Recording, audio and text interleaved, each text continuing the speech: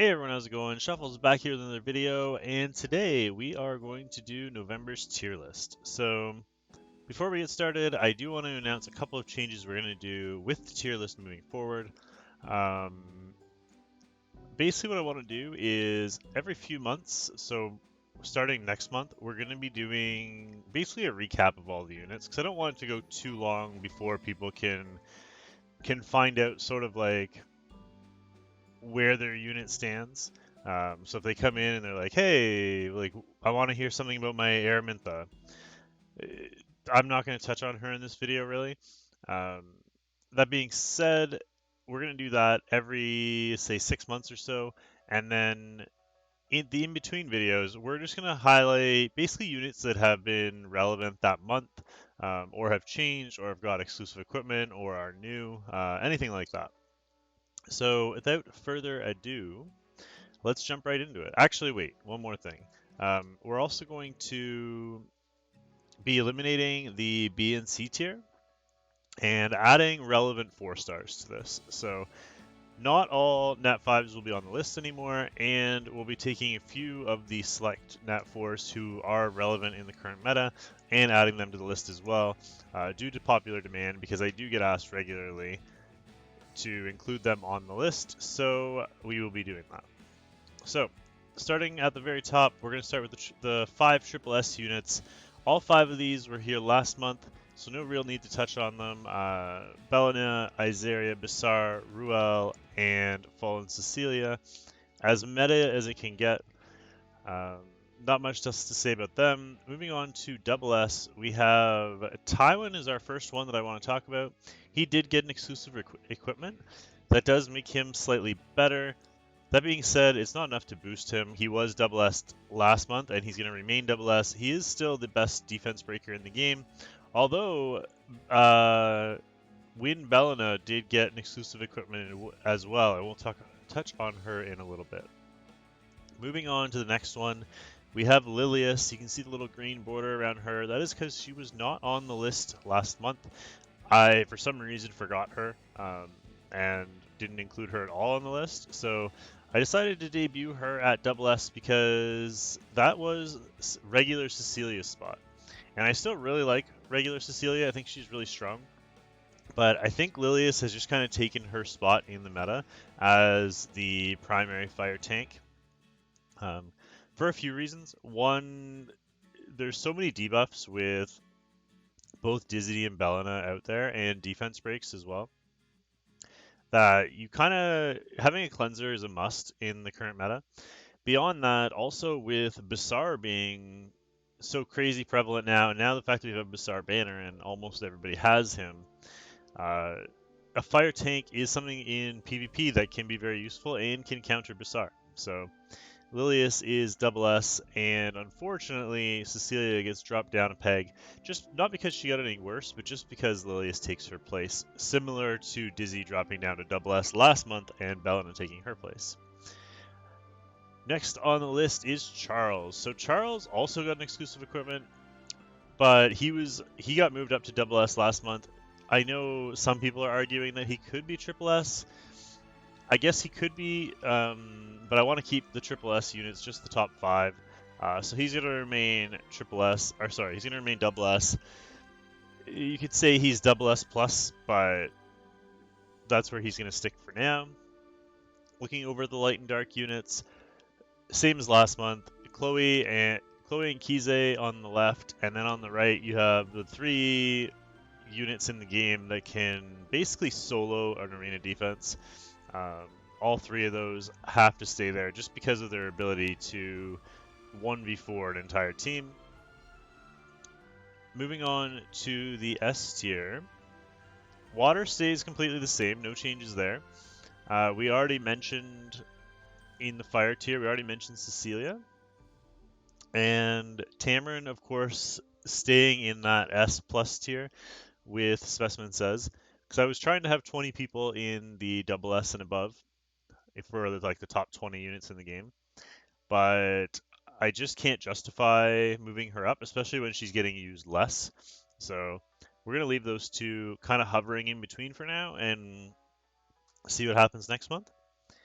Moving on to the wind units, we do have Belena, who I want to talk about. She did get the exclusive equipment, and she can now have 100% defense break. So that would make her on the same level as Tywin in terms of her being the only two units in the game now that have a 100% defense break. So it's very exciting if you have Belena and you don't have Tywin. The only problem is, in terms of a cleave, you wouldn't have an attack buff, so you'd have to come up with something a little bit different. Um, Maybe an attack buff before Tywin goes, or attack buff after Tywin goes. Um, that being said, that would fill a slot, so yeah, you can come up with some sort of cleave, though I'm sure you can find a way to make it work. Moving on to the light darks, we already talked about Sez, and the next up is Basar. So ML Basar is an interesting unit. I left him off the list last month because he was brand new. We had him down at the bottom, and I wanted to see kind of how he played out a little bit. So I'm going to debut him at S tier, mainly because I didn't know what to do with him. Some people say he's terrible. I'm not a fan of him personally, but he's had some incredible results on arena defense, and I know people that are like all of a sudden in Legend and having like 50% win rates in Legend with him on their defense. I don't really understand it personally because I think the top two arena offenses in the game right now actually counter him. But yeah, people are getting success with him, so I can't justify moving him any lower, despite the fact that I would really like to. Um, Moving on to A tier, water is the exact same, so we're going to skip over that one. Fire, we have Sirmia and Melissa. Melissa wasn't on the list last month. She's brand new. I put her at A tier because she is very niche and she can be used. She actually pairs incredibly well with Specimen Says in a Specimen Says comp. But beyond that, she's just doesn't do much. She's not good at all in PvE, and in PvP, she's very niche. And there's just units that are probably better, unless you're running a Specimen Says comp, then you could use her. As for Sirmia, she did get an exclusive equipment, which again, it makes her slightly better, but I don't think it makes her good enough to move up to S tier. She just really doesn't have a place yet. Um, I wish she did.